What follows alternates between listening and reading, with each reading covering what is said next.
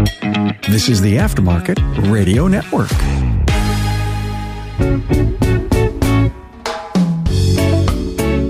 Well, hello, everybody. Welcome back to the Auto Repair Marketing Podcast. Normally, your host is my husband, Brian Walker, and I often co-host.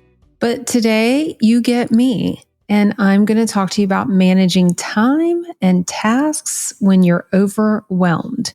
Little disclaimer, I think I have it together, but I might get a little emotional today as I unfold, unwrap, and tell you the story that brought this podcast about. Before I get into all of that, I do have a couple of sponsors that I really want to thank for helping us make this podcast possible. And that is RepairPal and also App Fueled. So thanks to our friends at RepairPal for helping to bring you this episode.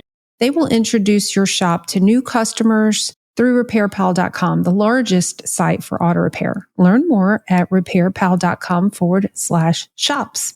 And also, when it comes to App Fueled, I love these guys. Are you ready to convert your clients to members? App Fueled specializes in creating custom apps tailored specifically for auto repair businesses. Build client loyalty. You know I love talking about that. And get started today with your own customer loyalty app by visiting appfueled.com. All right. So I don't know about you, but sometimes life gets very hard and heavy. I am an eternally optimistic person. I think if you know me well, you know that. Brian sometimes refers to me as Pollyanna, and it's perfect that my assistant, her name is Pollyanna, but we call her Polly. So I thought that was funny. But recently, so in the last a little more than a quarter of time, so going back to October 9th, I had a major back surgery. Y'all probably have heard us talk about that. And I was planning to be out of work until the first of the year. However, I started feeling really good and I started easing back into work in like mid-November. And then on November 21st, I brought my mama to a doctor because her hands and feet were very painful and they were turning purple and really cold. And so this doctor put her on a very heavy prescription of gabapentin.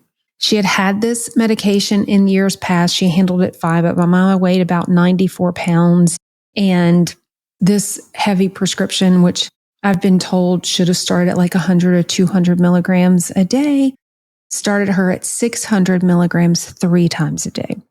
Let's just say that did not go over well. So she started that on November 21st. And on November 23rd, she had a pretty big fall. Her Bible fell out of her bed and she leaned over to grab her Bible and she fell out and she hit her head on the corner of a nightstand. And let's just say that started a very rapid decline. There's a lot more to the story, but ultimately on December 19th, we put her on hospice care at home. My sweet mama passed away just a week and a half ago, actually a week ago today, on January 15th, at home, surrounded by her 4 kids, me, my sisters, and my brother. Then that brought in the whole, the rest of the family and friends and her service. And, the thing is, life doesn't stop. The world keeps spinning. The world keeps going on. So I've been just back to work a tiny little bit in November and then all this with my mom.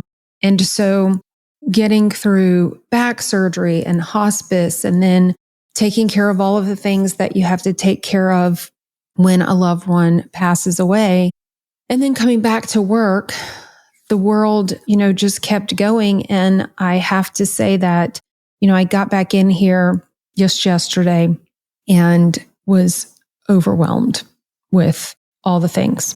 Thankfully, I have a phenomenal team, absolutely amazing, incredible. They picked up all the pieces. They kept everything going for me. I never once had to think about work, literally not once. I wasn't stressed about work. I was able to focus on my mama. I was able to focus on my family and do the things that a daughter needs to do.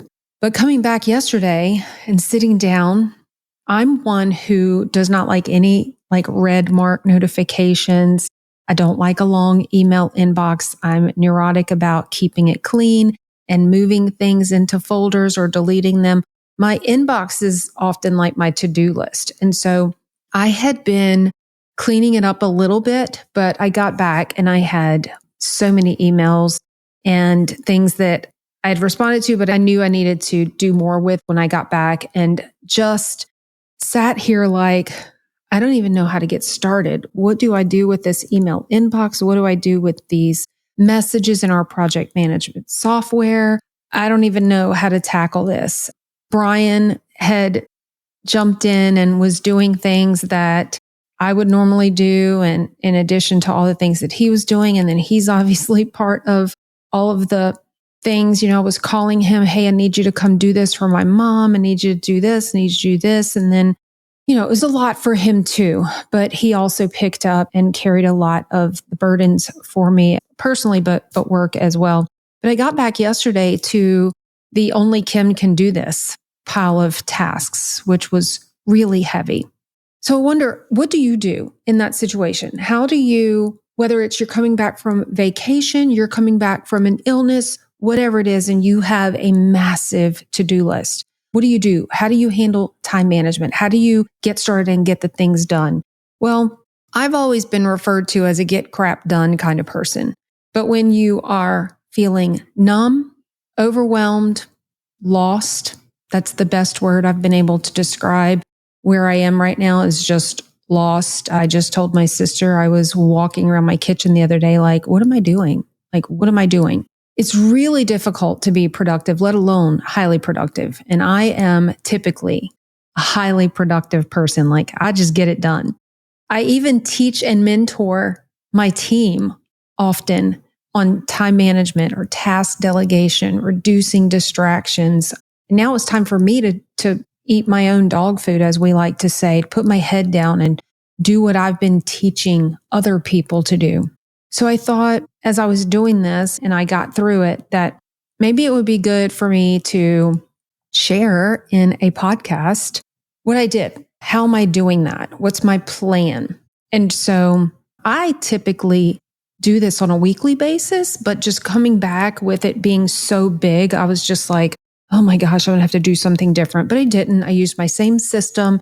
And it starts for me with a massive brain dump and literally just sit. So many people know I love to use my Remarkable tablet. And if you are watching on video, I'll hold it up and show it to you right here. So I just really dump. I literally, in no particular order, I just bullet point every single thing that is in my head that I have to do. And I just get it out. And I keep going until I'm literally done, until my brain is empty of all of the major to-dos that have to be done. I want to thank our friends at Repair Pal for making this episode possible. They're on a mission to put trust back in auto repair. You're an honest shop that delivers high-quality work and great service, right? Well, millions of consumers looking for mid to major mechanical repair look for shops like yours in the Repair Pal Trusted Network. Contact them to get certified today and receive 1 month free service at repairpal.com/shops. Being in the Repair Pal Certified Network helped us grow our shop's business, and it can help yours too with new customers and a higher ARO.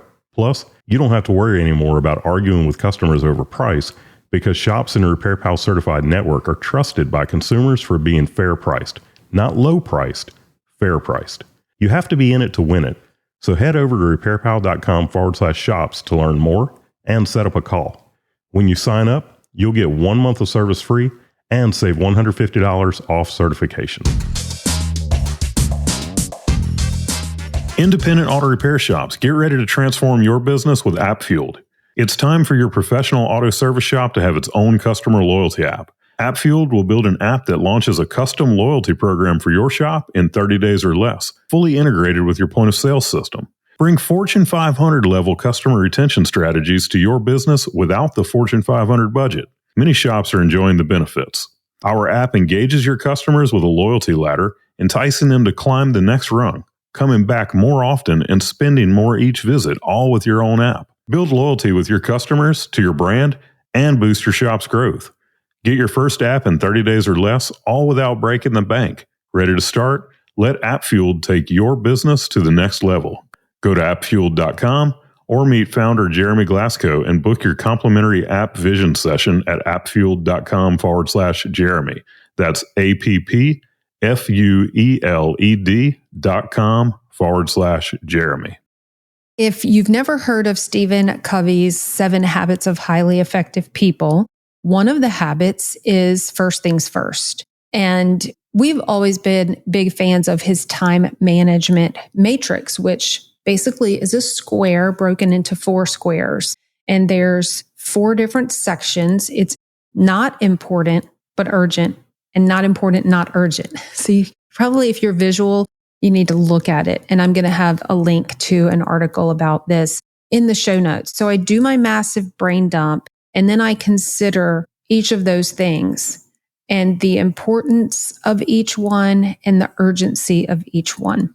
So then I categorize, or I prioritize my brain dump into those categories, priority 1, 2, and 3. For me, I color code them red, yellow, green. So red are priority 1, these have to get done. Then I color the next priority section yellow and then green. And if you saw what I just held up on my brain dump, you saw that there were some red, yellow, green. I color coded them. From there, I take each one of these tasks and I add them to my calendar with a due date. I will also add them to we're Google Workspace users, and there's the Google Tasks where you can go type in each task with a deadline. And so when I'm looking at my email or my Google Calendar, that list of tasks in order of priority or time or due date is laid out right there.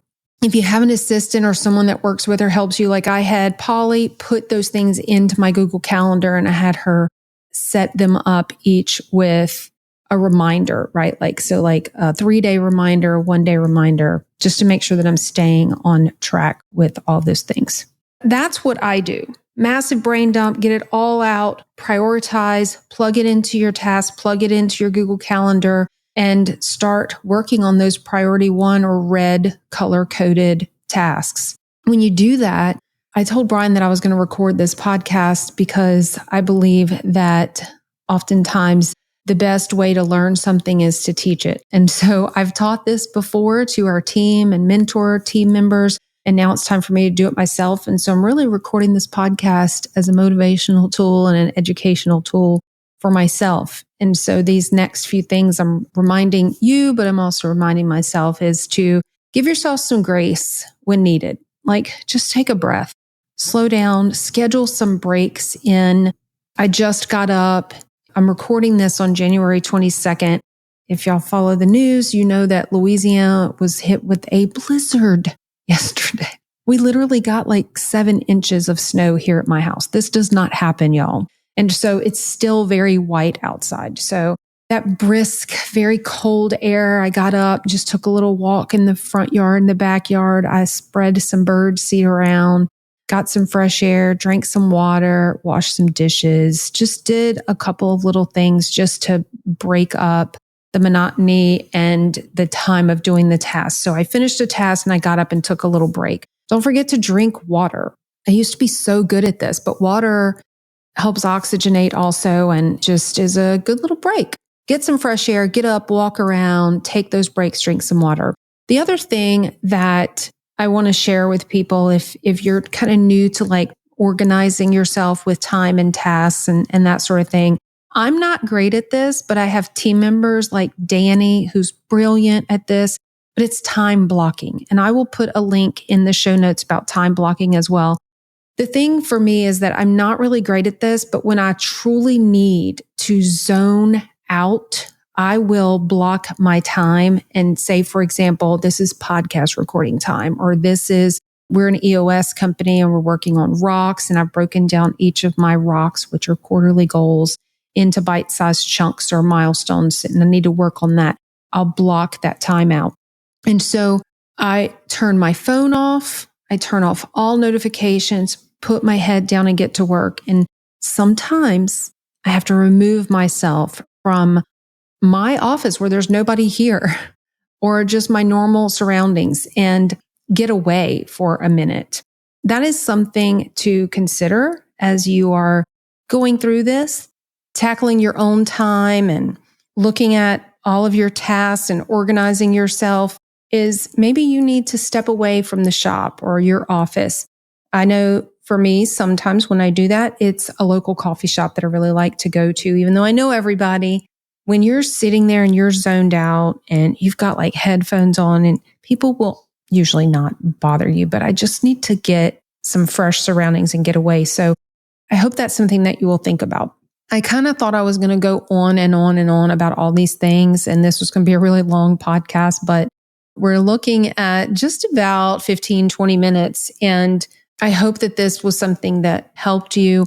I've been doing this brain dump, this prioritizing task, putting this on my calendar for a good long while now. But sometimes I need a refresher. Sometimes I need to start over. Take away the last 2-3 months of my life and what's been going on. On a normal season for me, I like to do my brain dump on Sunday. I get up every morning, I have a quiet time, and I will just empty my brain on Sunday morning. And then Monday, when I get into work, I will prioritize and schedule my major tasks for the week. So that's something that you can maybe just find the time in your week where you can block out, do some brain dumping, and just start there. Like, get the stuff out of your head and onto paper. And then the next step is to prioritize it and then find what works for you and how you're going to get these things done. For me, if I just put something on my calendar, that works for me because it's sitting there. I know where I can go and look for it, and I'm going to get it done because it's on my calendar. So I hope that you find your own rhythm. And if you have something that you'd like to share, I would love for you to reach out to me. As you all know, you can find us in the Auto Repair Marketing Mastermind Facebook group. Love what is happening in that group. So really invite you to join us there. You can also find me. I'm easy to find, even though my name is the most common thing probably out there, which Kim Walker. Just find me on Facebook, Instagram, or LinkedIn. Would love to hear from you. I'm going to put some things in the show notes, some links to help you maybe jump into managing your own time and tasks when you're super overwhelmed. But again, I hope that this was helpful to you, and I did just fine. I didn't break down, and I'm very happy about that. But with all that being said, thanks again for listening to the Auto Repair Marketing Podcast on the Aftermarket Radio Network. Y'all, there's some other really great shows on the network. You can find them at aftermarketradionetwork.com or on your favorite podcast listening apps, Spotify, Apple Podcasts, Google Podcasts, many others. You can listen to Carm Capriota, Matt Fanslow's Diagnosing the Aftermarket, Hunt Demarest Business by the Numbers, Chris Cotton's Weekly Blitz, and Craig O'Neill's Speak Up. Go find one, listen in, and tune in next week for another episode of the Auto Repair Marketing Podcast. Until then, go fill those bays. You've been listening to the Auto Repair Marketing Podcast with Kim and Brian Walker. Follow the podcast on your favorite listening app. Find their emails in the show notes and visit them at shopmarketingpros.com. Let Kim and Brian know what you want discussed, because they're all about advancing the aftermarket.